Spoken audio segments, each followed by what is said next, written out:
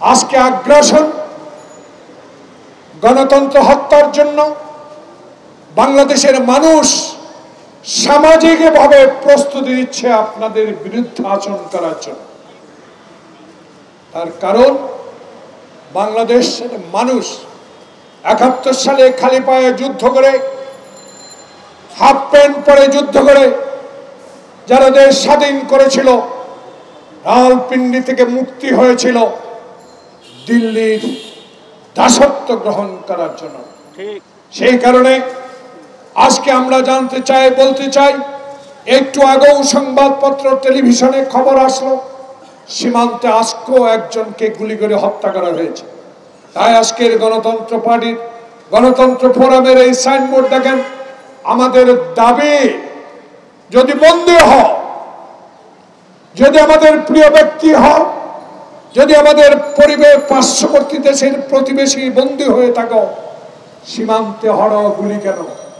জাতীয় সংসদে ২০০৮ সালে তখনকার স্বরাষ্ট্রমন্ত্রী মহড়ু উনি বলেছেন, আমি যখন প্রশ্ন করেছিলাম সীমান্তে পাখির মতো কেন গুলি হয়, কেন ফেলানির লাশ, কেন ফেলানির লাশ তার কাটায় ঝুলিয়ে রাখা হয়, তখন স্বরাষ্ট্রমন্ত্রী উত্তর দিয়েছিল এবং তৎকালীন আওয়ামী লীগের সাধারণ সম্পাদক বলেছিল এভাবেই চলতে থাকবে।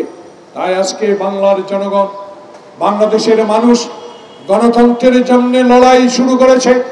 সেই লড়াইয়ে সরকারি ষড়যন্ত্রের মাধ্যমে, আইন শৃঙ্খলা বাহিনী দিয়ে, প্রজাতন্ত্রের কর্মচারী দিয়ে বাংলাদেশের গণতান্ত্রিক আন্দোলনকে স্তব্ধ করে দিয়েছেন। তেমনি সহযোগিতা পাচ্ছেন প্রতিবেশী দেশ ভারত থেকে।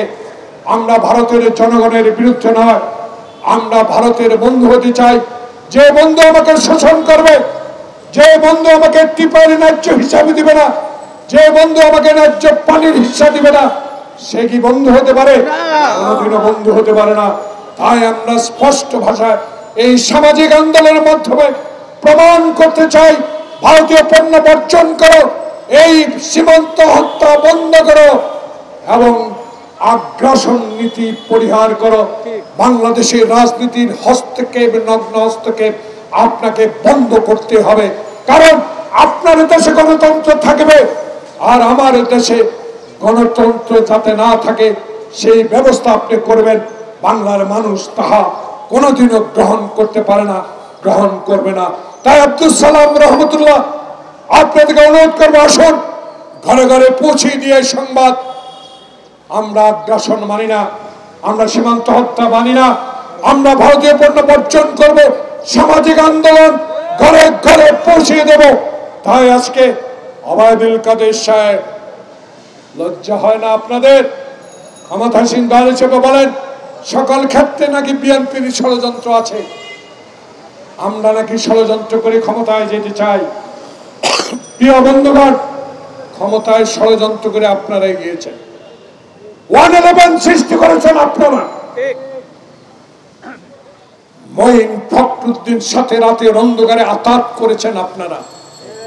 আমরা ষড়যন্ত্র বিশ্বাস করি না, আমার নেত্রী খালেদা জিয়া ষড়যন্ত্র বিশ্বাস করে না, আমার নেতা তারেক রহমান ক্ষমতা যেতে চায় একে মাথা একে ভোটে, ষড়যন্ত্র করে না। তাই ষড়যন্ত্র সৃষ্টি করেন আপনারা, ষড়যন্ত্রের মধ্য দিয়ে ক্ষমতায় গেছেন আপনারা, ভাইয়ে ভাইয়ে নির্বাচন করে ক্ষমতায় গিয়েছেন আপনারা। 14 সালে 154 জন বিনা প্রতিদ্বন্দ্বিতা নির্বাচিত হয়ে সেদিন ক্ষমতা গ্রহণ করে বাংলাদেশের গণতন্ত্রকে গলা টিপে হত্যা করেছেন। তার ইতিহাস আপনাদের, আপনাদের নেতা 1 মিনিটে সংসদে গণতন্ত্র হত্যা করেছে, সকল সংবাদপত্র বন্ধ করে দিয়েছে। তাই এই ষড়যন্ত্রের ইতিহাস আপনাদের, আমাদের না। তাই বাংলাদেশ জাতীয়তাবাদী দল তারেক রহমান বাংলাদেশে ক্ষমতায় যেতে চায় জনগণকে নিয়ে, ষড়যন্ত্র করে না। এই গণতন্ত্র ফোরামের পক্ষ থেকে আমরা দাবি জানাবো, সীমান্ত হত্যা বন্ধ করুন, বাংলাদেশে গণতন্ত্র ফিরিয়ে দেন দয়া করে, আর অবৈধ সরকারকে সমর্থন না দিয়ে বাংলাদেশের গণতন্ত্র প্রেমী মানুষকে ভালোবাসেন। সবাইকে ধন্যবাদ। আসসালামু আলাইকুম।